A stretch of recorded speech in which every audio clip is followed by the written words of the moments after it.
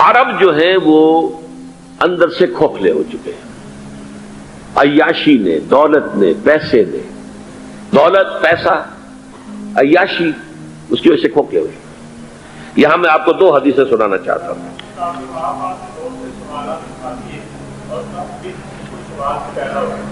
بہت سے ہو گئے، آپ اطمینان سے تشریف رکھیے۔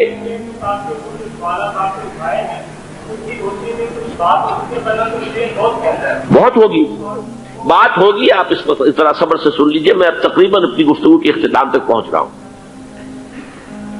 سنن ابن ماجہ کی روایت ہے حضرت ابو ہریرہ سے رضی اللہ تعالی عنہ، قال قال رسول اللہ صلی اللہ علیہ وسلم اذا وقعت الملاحم بعث اللہ بعثا من الموالی هم اکرم العرب فرسا واجودہ سلاحا یوید اللہ بہم الدین، رواہ ابن ماجہ عن ابی ہریرہ رضی اللہ تعالی عنہ۔ جب ملاحم کا دور شروع ہوگا تو اللہ تعالیٰ اٹھائے گا ایک لشکر یا لشکروں پر لشکر موالی میں سے۔ موالی کون ہے؟ عربوں نے جب فتح کیا تھا اس پورے علاقے کو خلافت راشدہ کے دوران، اور پھر وہ لوگ جو ہے، ایک رائے تو یہ تھی کہ انہیں غلام بنایا جائے ساری آبادیوں کو، لیکن یہ کہ حضرت عمر کا اجتہاد تھا، اس کے مطابق جو غلام نہیں بنایا گیا تو وہ موالی کی حیثیت رکھتے ہیں۔ عربوں میں دم نہیں ہے، موالی میں سے لشکر اٹھیں گے کہ جو در حقیقت حضرت مہدی کی حکومت کو قائم کرے گی۔ دوسری حدیث سنیے، عن عبداللہ بن الحارث رضی اللہ تعالی عنہ، اور یہ ابن ماجہ کی روایت ہے، قال قال رسول اللہ صلی اللہ علیہ وسلم یخرج الناس من المشرق فیوقعون للمہدی یعنی سلطانہ، لشکر نکلیں گے، لوگ آئیں گے مشرق سے اور وہ حضرت مہدی کی حکومت کو جمائیں گے اور قائم کریں گے۔ اب ذرا نوٹ کیجئے کہ جزیرہ نماء عرب کے مشرق میں کون سے ملک ہیں؟ تین: ایران، افغانستان، پاکستان۔ یہ تین سالڈ مسلم ممالک، مسلم آبادی اکثریت۔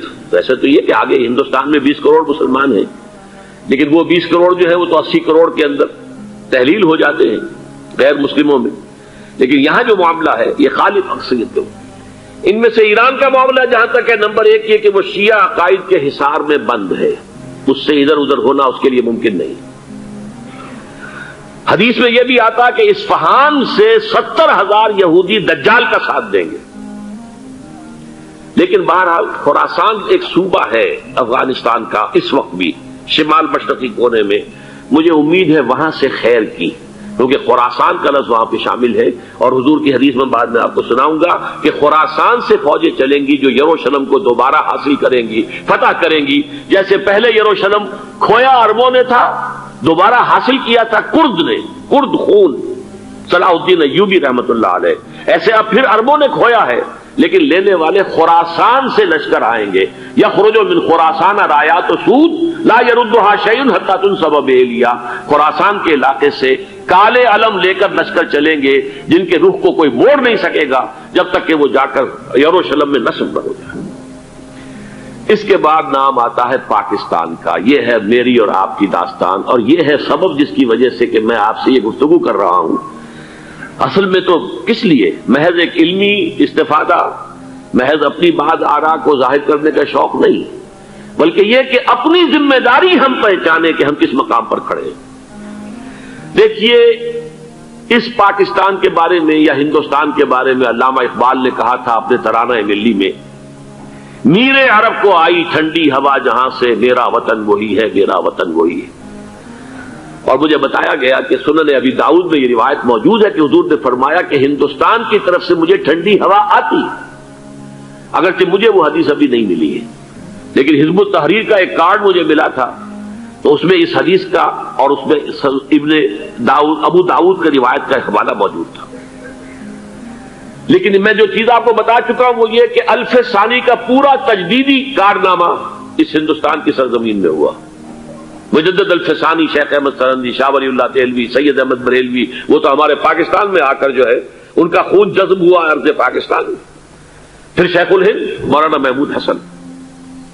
تحریک خلافت چلی تو صرف ہندوستان میں چلی اور کہیں نہیں چلی۔ آزادی کی تحریک چلی پوری دنیا میں، وہ نیشنلزم کی بنیاد پر چلی، ملے نیشنلزم، عرب نیشنلزم، ترک نیشنلزم. ہمارے ہاں چلی تو اسلام کے نام پر پاکستان کا مطلب کیا؟ لا الہ الا اللہ. پھر پاکستان قائم ہوا معجزے کے طور پر، بلکہ نازل ہوا ہے لیلۃ القدر میں. انا انزلناہ فی لیلۃ القدر، جیسے قرآن نازل ہوا لیلۃ القدر میں، یہ پاکستان بھی نازل ہوا لیلۃ القدر میں. اس کا برقرار رہنا ابھی تک معجزہ ہے. ہندو یہ سمجھتا تھا، کانگریس سمجھتی تھی کہ جھٹپٹ ختم ہو جائے گا. پھر یہ کہ اس کا قرارداد مقاصد کا پاس ہو جانا، مزید بھی اور اضافی دفعات دستور میں آ جانا، اب کمرشل انٹرسٹ کو ربا قرار دے کر حرام قرار دینا، یہ سارے لینڈ مارکس ہیں کہ جو اشارہ کر رہے ہیں کسی چیز کی طرف. معاملہ کدھر جا رہا ہے؟ پھر یہ کہ یہ جو 14ویں صدی کے مجدد تھے شیخ الہند، اس کے بعد سے کچھ ایسی شخصیتیں عظیم پیدا ہوئی ہیں ہند میں، جن کو میں سمجھتا ہوں کہ 14ویں صدی کے مجدد اور 15ویں صدی کے مجدد کے درمیان یہ 15ویں صدی کے مجدد کی راہ کو سیدھا کرنے والے، جیسے کہ حضرت یحییٰ نے کہا تھا میں تو آنے والے کا راستہ سیدھا کر رہا ہوں حضرت عیسیٰ کے لیے، ایسے ہی 15ویں صدی کے لیے امام مہدی کے لیے راستہ صاف کرنے والے سب سے پہلے علامہ اقبال، جنہوں نے اسلام کا تصور دین کی حیثیت سے دوبارہ زندہ کیا ہے، ورنہ اسلام ایک مذہب کی شکل اختیار کر چکا تھا. پھر مولانا مودودی، مولانا ابوالکلام آزاد حکومت الہیہ کے نعرے کے ساتھ میدان میں آئے.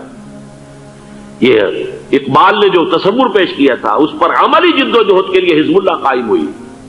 نوٹ کر لیجئے 11 برس کا فرق ہے عمر کا علامہ اقبال کے اور ابوالکلام کے. اور 1913 میں جب حزب اللہ قائم کی ہے اس وقت علامہ اقبال کی ملی شاعری اپنے عروج کو پہنچ چکی تھی. پھر یہ کہ علامہ اقبال کے بعد تعبیل جو ہے اس کام کی وہ ابوالکلام نے کی، لیکن روایتی علماء کی شدید مخالفت کی وجہ سے وہ بددل ہو کر چھوڑ گئے، کانگریس میں شامل ہو گئے. بساط جو ہے حزب اللہ کی انہوں نے لپیٹ دی. پھر مولانا مودودی آئے، انہوں نے وہ ڈور جو ہے اس کا سرا تھاما، جماعت اسلامی قائم کی حکومت الہیہ ہی کے قیام کے لیے. اگرچہ میرے نزدیک یہ کہ وہ انتخابی اور ایک قومی سیاست کی ایک جماعت بن کر پاکستان میں جو ہے دلدل میں پھنس گئی ہے، اب ہم اس کی کوشش کر رہے ہیں تنظیم اسلامی اور یہ تحریک خلافت جس کے تحت یہ جلسہ ہو رہا ہے. یہ ساری چیزیں وہ ہیں کہ آپ کو سوائے پاکستان کے اور کہیں نہیں ملیں گی پوری دنیا. معلوم ہوتا ہے کہ پاکستان کو بہت بڑا رول پلے کرنا ہے اس میں، اور اس کے ساتھ اب جمع کر لیجئے افغانستان کی عمارت افغانستان، اسلامی عمارت افغانستان قائم ہو چکی ہے. یہ پچھلے 20 سالوں میں جو کچھ وہاں ہوتا رہا ہے اس سے پہلے تصور نہیں ہو سکتا تھا.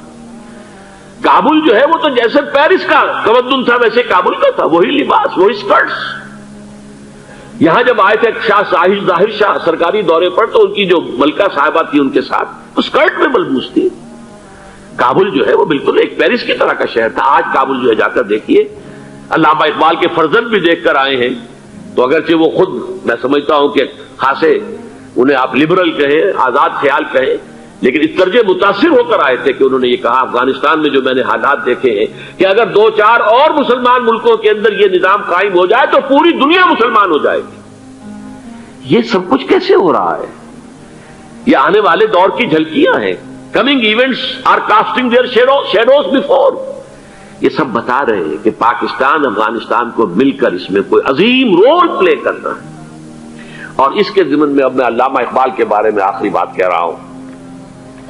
علامہ اقبال کے بارے میں عام یہ خیال ہے، انہوں نے اپنے خطبات میں مہدی کا اور نزول مسیح کا، حالانکہ میں کل پڑھ رہا تھا مولانا سعید احمد اکبر آبادی رحمۃ اللہ علیہ کا ایک مقالہ ان کا کہ علامہ اقبال نے ابن خلدون کے بارے میں یہ کہا ہے کہ مہدی کا اور نزول عیسیٰ کا دونوں کا انہوں نے انکار کیا ہے. حالانکہ ابن خلدون نے نزول عیسیٰ کا انکار نہیں کیا، صرف مہدی کا انکار کیا ہے. بہرحال علامہ اقبال نے خطبات میں انکار کیا ہے.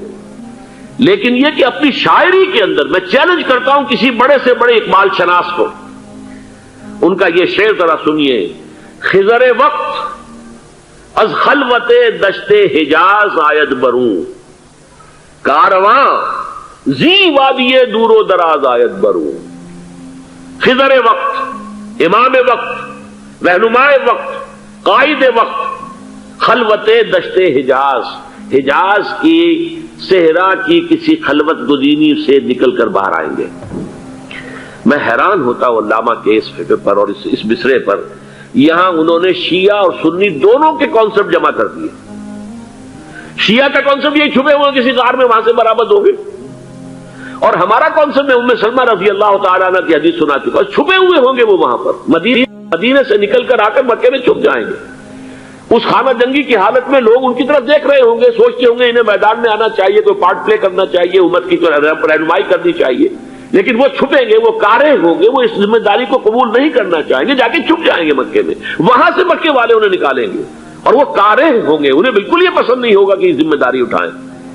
تو خضر وقت خلوت دشت حجاز آیت بروں، کارواں زی وادی دور و دراز آیت بروں. کارواں جو چلے گا ان کی مدد کے لیے اس وادی دور و دراز، اس عظیم وادی دور و دراز، یہ وادی سندھ ہے. وادی سندھ جو ہے ہم سمجھتے ہیں کہ صرف یہ پاکستان اور پنجاب جو ہے یہ اس میں شامل ہے، سندھ اور پنجاب نہیں، افغانستان کا پورا مشرقی علاقہ اس میں شامل ہے. جیسے دریائے جہلم سندھ میں جا رہا ہے، جیسے دریائے گلگت سندھ میں آ کر ملتا ہے، جیسے دریائے چناب اور راوی اور جہلم اور یہ سب جا رہے ہیں اور آ رہے ہیں، اسی طرح دریائے کابل کہاں سے آ رہا ہے، دریائے گومل کہاں سے آ رہا ہے، کوچی کہاں سے آ رہا ہے. یہ سارا جو ہے ڈرین جو ہو رہا ہے، ایسٹرن جو ہے پارٹ آف افغانستان، یہ سب وادی ہے. اس وادی کے یہ دو حصے ہیں، ایک حصہ جو ہے یہ ادھر پاکستان میں ہے اور اسی وادی کا دوسرا حصہ جو ہے وہ افغانستان میں ہے. کارواں زی وادی دور و دراز آیت بروں، کارواں چلے گا یہاں سے. یخرج الناس من المشرق یؤتون للمہدی یعنی سلطان ہی، مشرق سے فوجیں چلیں گی کہ جو مہدی کی حکومت قائم کریں گی. اور یخرج من خراسان رایات و سود، اور خراسان سے سیاہ پرچم چلیں گے کہ جن کا رخ کوئی موڑ نہیں سکے گا، حتیٰ تنصب بیلیا، یہاں تک کہ وہ جا کر یروشلم کے اندر نصب ہو جائیں گے. حضرات، میں ایک میری گفتگو کا حصہ باقی تھا لیکن میں اسے چھوڑ رہا ہوں، اس لیے کہ گلوبلائزیشن جو اس کی ہوگی، جو خلافت علی منہاج النبوہ کی تجدید کامل حضرت مہدی کے ہاتھوں عرب میں ہوگی، اس سے پہلے اس کے لیے محنت، کوشش، جد و جہد پاکستان اور افغانستان میں ہو چکی ہوگی جو اسے سپورٹ کرے گی اور وہاں جا کر حکومت قائم کرے گی. اس کے بعد گلوبلائزیشن کا جو مرحلہ اس کا ہے وہ حضرت مہدی کے ہاتھوں نہیں ہے، وہ حضرت عیسیٰ ابن مریم ان کے نزول کے بعد ہے، جن کے نزول کے بعد دجال کا خاتمہ ہوگا اور یہودیوں کا استحصال ہوگا. مسلمانوں پر بھی بڑی تکالیف اربوں پر آئیں گی، شدائد آئیں گے، لیکن یہ وہ میں حصہ جو اپنی گفتگو کا آج چھوڑ رہا ہوں اس لیے کہ میں دیکھ رہا ہوں کہ بعض حضرات کا صبر کا پیمانہ اب لبریز ہو رہا ہے، تو میں اس حصے کو پھر ملتوی رکھتا ہوں کسی دوسری محفل اور کسی دوسری مجلس اور نشست پر. لیکن یہ کہ امام مہدی کی حکومت قائم کرنے کے لیے کون لوگ آئیں گے؟ عرب جو ہیں وہ اندر سے کھوکھلے ہو چکے ہیں، عیاشی نے، دولت نے، پیسے نے، دولت، پیسہ، عیاشی، اس کی وجہ سے کھوکھلے ہوئے. یہاں میں آپ کو دو حدیثیں سنانا چاہتا ہوں.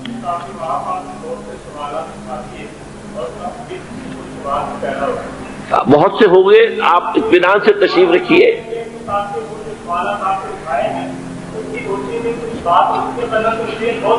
بہت ہوگی، بات ہوگی، آپ اس طرح صبر سے سن لیجئے. میں اب تقریباً اپنی گفتگو کے اختتام تک پہنچ رہا ہوں. سنن ابن ماجہ کی روایت ہے حضرت ابو ہریرہ سے رضی اللہ تعالی عنہ، قال قال رسول اللہ صلی اللہ علیہ وسلم اذا وقعت الملاحم بعث اللہ بعثا من الموالی هم اکرم العرب فرسا واجودہ سلاحا یوید اللہ بہم الدین. رواہ ابن ماجہ عن ابی ہریرہ رضی اللہ تعالی عنہ.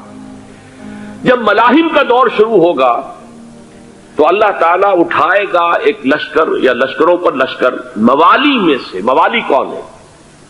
عربوں نے جب فتح کیا تھا اس پورے علاقے کو خلافت راشدہ کے دوران، اور پھر وہ لوگ جو ہے، ایک رائے تو یہ تھی کہ انہیں غلام بنایا جائے ساری آبادیوں کو، لیکن یہ کہ حضرت عمر کا اجتہاد تھا، اس کے مطابق جو غلام نہیں بنایا گیا تو وہ موالی کی حیثیت رکھتے ہیں. عربوں میں دم نہیں ہے، موالی میں سے لشکر اٹھیں گے کہ جو در حقیقت حضرت مہدی کی حکومت کو قائم کرے گی. دوسری حدیث سنیے، عن عبداللہ بن الحارث رضی اللہ تعالی عنہ، اور یہ ابن ماجہ کی روایت ہے.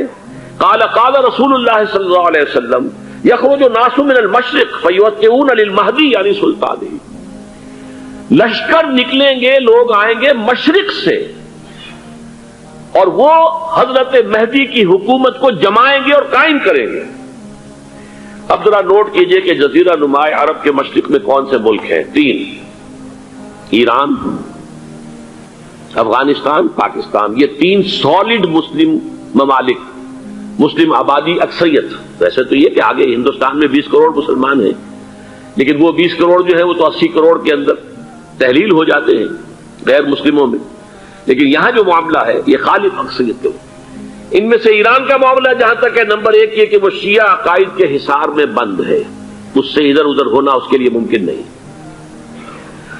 حدیث میں یہ بھی آتا کہ اصفہان سے 70,000 یہودی دجال کا ساتھ دیں گے، لیکن بہرحال خراسان ایک صوبہ ہے افغانستان کا اس وقت بھی شمال مشرقی کونے میں، مجھے امید ہے وہاں سے خیر کی، کیونکہ خراسان کا لفظ وہاں پہ شامل ہے، اور حضور کی حدیث میں بعد میں آپ کو سناؤں گا کہ خراسان سے فوجیں چلیں گی جو یروشلم کو دوبارہ حاصل کریں گی، فتح کریں گی، جیسے پہلے یروشلم کھویا عربوں نے تھا، دوبارہ حاصل کیا تھا کرد نے، کرد خون صلاح الدین ایوبی رحمت اللہ علیہ، ایسے اب پھر عربوں نے کھویا ہے، لیکن لینے والے خراسان سے لشکر آئیں گے۔ یخرج من خراسان رایات سود لا یردھا شیء حتی تنصب بہلیہ، خراسان کے علاقے سے کالے علم لے کر لشکر چلیں گے جن کے رخ کو کوئی موڑ نہیں سکے گا جب تک کہ وہ جا کر یروشلم میں نصب نہ ہو جائے۔ اس کے بعد نام آتا ہے پاکستان کا، یہ ہے میری اور آپ کی داستان، اور یہ ہے سبب جس کی وجہ سے کہ میں آپ سے یہ گفتگو کر رہا ہوں۔ اصل میں تو کس لیے؟ محض ایک علمی استفادہ، محض اپنی بات آراء کو ظاہر کرنے کا شوق نہیں، بلکہ یہ کہ اپنی ذمہ داری ہم پہچانے کہ ہم کس مقام پر کھڑے ہیں۔ دیکھیے، اس پاکستان کے بارے میں یا ہندوستان کے بارے میں علامہ اقبال نے کہا تھا اپنے ترانہ ملی میں، میرے عرب کو آئی ٹھنڈی ہوا جہاں سے، میرا وطن وہی ہے، میرا وطن وہی ہے۔ اور مجھے بتایا گیا کہ سنن ابی داؤد میں یہ روایت موجود ہے کہ حضور نے فرمایا کہ ہندوستان کی طرف سے مجھے ٹھنڈی ہوا آتی، اگرچہ مجھے وہ حدیث ابھی نہیں ملی ہے، لیکن حزب التحریر کا ایک کارڈ مجھے ملا تھا، تو اس میں اس حدیث کا اور اس میں ابن داؤد ابو داؤد کی روایت کا حوالہ موجود تھا۔ لیکن میں جو چیز آپ کو بتا چکا ہوں وہ یہ کہ الف ثانی کا پورا تجدیدی کارنامہ اس ہندوستان کی سرزمین میں ہوا۔ مجدد الف ثانی شیخ احمد سرندی، شاہ ولی اللہ دہلوی، سید احمد بریلوی، وہ تو ہمارے پاکستان میں آ کر جو ہے ان کا خون جذب ہوا ارض پاکستان میں۔ پھر شیخ الہند مولانا محمود حسن، تحریک خلافت چلی تو صرف ہندوستان میں چلی اور کہیں نہیں چلی۔ آزادی کی تحریک چلی پوری دنیا میں، وہ نیشنلزم کی بنیاد پر چلی، ملے نیشنلزم، عرب نیشنلزم، ترک نیشنلزم۔ ہمارے ہاں چلی تو اسلام کے نام پر پاکستان کا مطلب کیا؟ لا الہ الا اللہ۔ پھر پاکستان قائم ہوا معجزے کے طور پر، بلکہ نازل ہوا ہے لیلۃ القدر میں، انا انزلناہ فی لیلۃ القدر، جیسے قرآن نازل ہوا لیلۃ القدر میں، یہ پاکستان بھی نازل ہوا لیلۃ القدر میں۔ اس کا برقرار رہنا ابھی تک معجزہ ہے۔ ہندو یہ سمجھتا تھا، کانگریس سمجھتی تھی کہ جھٹپٹ ختم ہو جائے گا۔ پھر یہ کہ اس کا قرارداد مقاصد کا پاس ہو جانا، مزید بھی اور اضافی دفعات دستور میں آ جانا، اب کمرشل انٹرسٹ کو ربا قرار دے کر حرام قرار دینا، یہ سارے لینڈ مارکس ہیں کہ جو اشارہ کر رہے ہیں کسی چیز کی طرف، معاملہ کدھر جا رہا ہے۔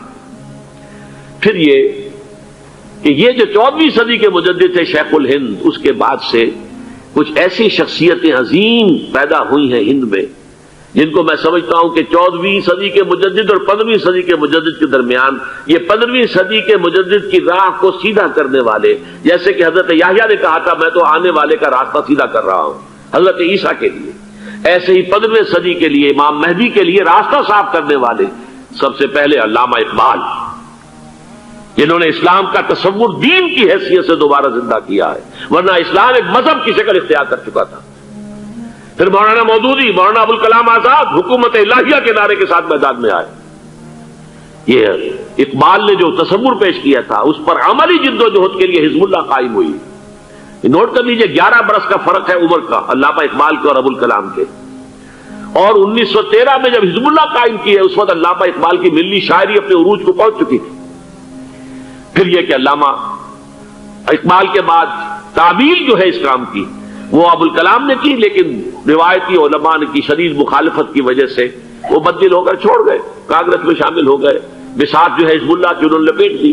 پھر مولانا مودودی آئے، انہوں نے وہ ڈور جو ہے اس کا سرا تھاما، جماعت اسلامی قائم کی حکومت الہیہ ہی کے قیام کے لیے. اگرچہ میرے نزدیک یہ کہ وہ انتخابی اور ایک قومی سیاست کی ایک جماعت بن کر پاکستان میں جو ہے دلدل میں پھنس گئی ہے. اب ہم اس کی کوشش کر رہے ہیں تنظیم اسلامی اور یہ تحریک خلافت جس کے تحت یہ جلسہ ہو رہا ہے. یہ ساری چیزیں وہ ہیں کہ آپ کو سوائے پاکستان کے اور کہیں نہیں ملیں گی پوری دنیا. معلوم ہوتا ہے کہ پاکستان کو بہت بڑا رول پلے کرنا ہے اس میں. اور اس کے ساتھ اب جمع کر لیجئے افغانستان کی عمارت افغانستان، اسلامی عمارت افغانستان قائم ہو چکی ہے. یہ پچھلے 20 سالوں میں جو کچھ وہاں ہوتا رہا ہے اس سے پہلے تصور نہیں ہو سکتا تھا. کابل جو ہے وہ تو جیسے پیرس کا تمدن تھا ویسے کابل کا تھا، وہی لباس، وہی سکرٹس. یہاں جب آئے تھے شاہ ظاہر شاہ سرکاری دورے پر تو ان کی جو ملکہ صاحبہ تھی ان کے ساتھ وہ سکرٹ میں ملبوس تھی. کابل جو ہے وہ بالکل ایک پیرس کی طرح کا شہر تھا. آج کابل جو ہے جا کر دیکھیے. علامہ اقبال کے فرزند بھی دیکھ کر آئے ہیں تو اگرچہ وہ خود میں سمجھتا ہوں کہ خاصے انہیں آپ لبرل کہیں، آزاد خیال کہیں، لیکن اس درجے متاثر ہو کر آئے تھے کہ انہوں نے یہ کہا افغانستان میں جو میں نے حالات دیکھے ہیں کہ اگر 2-4 اور مسلمان ملکوں کے اندر یہ نظام قائم ہو جائے تو پوری دنیا مسلمان ہو جائے گی. یہ سب کچھ کیسے ہو رہا ہے؟ یہ آنے والے دور کی جھلکیاں ہیں. Coming events are casting their shadows before. یہ سب بتا رہے ہیں کہ پاکستان افغانستان کو مل کر اس میں کوئی عظیم رول پلے کرنا ہے. اور اس کے ضمن میں اب میں علامہ اقبال کے بارے میں آخری بات کہہ رہا ہوں. علامہ اقبال کے بارے میں عام یہ خیال ہے، انہوں نے اپنے خطبات میں مہدی کا اور نزول مسیح کا، حالانکہ میں کل پڑھ رہا تھا مولانا سعید احمد اکبر آبادی رحمۃ اللہ علیہ کا ایک مقالہ ان کا کہ علامہ اقبال نے ابن خلدون کے بارے میں یہ کہا ہے کہ مہدی کا اور نزول عیسیٰ کا دونوں کا انہوں نے انکار کیا ہے. حالانکہ ابن خلدون نے نزول عیسیٰ کا انکار نہیں کیا، صرف مہدی کا انکار کیا ہے. بہرحال علامہ اقبال نے خطبات میں انکار کیا ہے. لیکن یہ کہ اپنی شاعری کے اندر میں چیلنج کرتا ہوں کسی بڑے سے بڑے اقبال شناس کو، ان کا یہ شعر ذرا سنیے. خضر وقت از خلوت دشت حجاز آید بروں، کارواں زی وادی دور و دراز آید بروں. خضر وقت، امام وقت، رہنمائے وقت، قائد وقت، خلوت دشت حجاز، حجاز کی صحرا کی کسی خلوت گزینی سے نکل کر باہر آئیں گے. میں حیران ہوتا ہوں علامہ کے اس فکر پر اور اس مصرے پر. یہاں انہوں نے شیعہ اور سنی دونوں کے کانسیپٹ جمع کر دیے.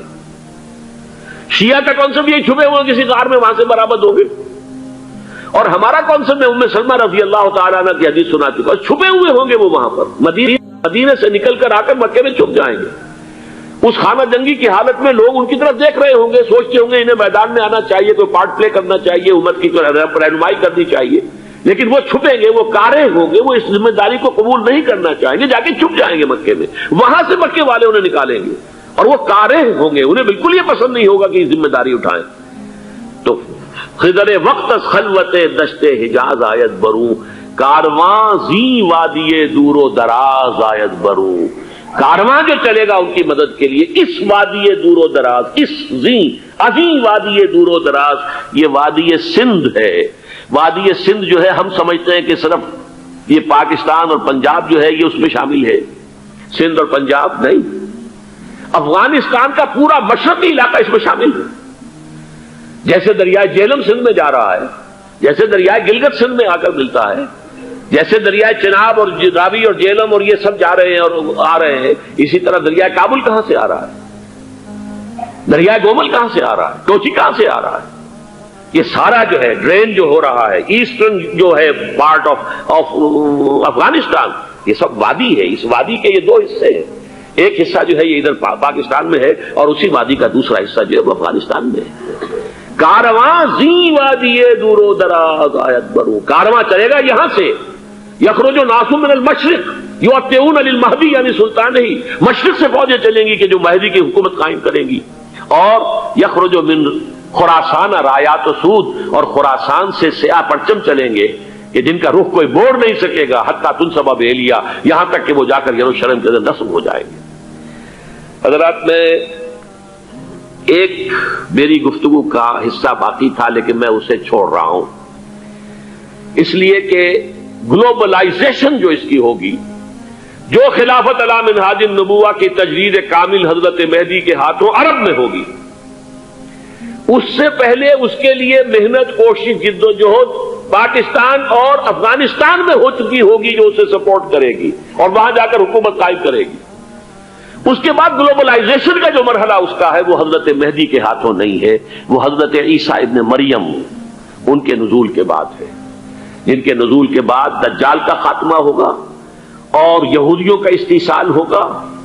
مسلمانوں پر بھی بڑی تکالیف عربوں پر آئیں گی، شدائد آئیں گے، لیکن یہ وہ میں حصہ جو اپنی گفتگو کا آج چھوڑ رہا ہوں اس لیے کہ میں دیکھ رہا ہوں کہ بعض حضرات کا صبر کا پیمانہ اب لبریز ہو رہا ہے، تو میں اس حصے کو پھر ملتوی رکھتا ہوں کسی دوسری محفل اور کسی دوسری مجلس اور نشست پر۔